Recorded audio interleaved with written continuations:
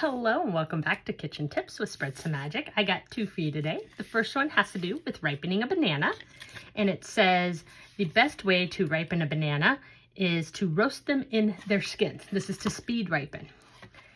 It makes the skins ripe, but it doesn't ripen the fruit.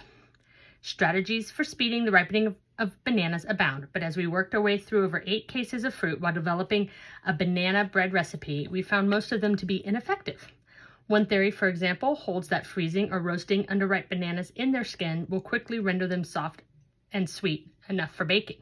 While these methods do turn the bananas black, giving them the appearance of their super sweet, overripe brethren, they do little to encourage necessary conversion of starch to sugar. So, also, if you have bananas that are starting to get overripe and you want to save them later for banana bread, you absolutely can freeze them. Freeze them at that ripe to overripe stage.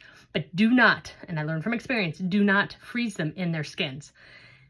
It turns them mush. It turns them like sour. I don't know. The flavor was so bad. Also, frozen bananas in your freezer, obviously, will let you know if you've had power outages when you're gone on vacation, because if they defrost enough to like spoil in the freezer, oh my god, there's a lizard outside my window. If they defrost enough, they'll get like brown and mushy and then refreeze, so you'll be able to tell.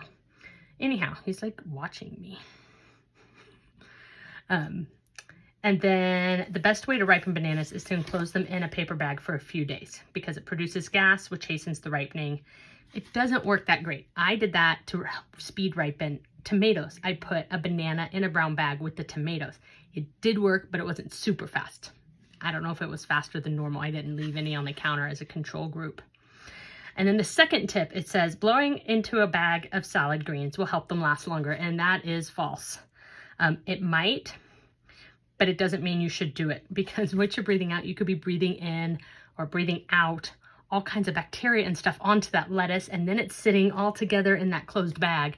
So they don't recommend doing that for mainly that reason. But they said if you have like a soda machine or something that could blow clean oxygen into the bag, then do that.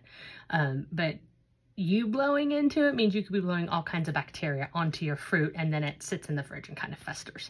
So anyways, those are your 2 tips for this week. I hope you have a wonderful day. Thanks for stopping by, and be sure to spread some magic.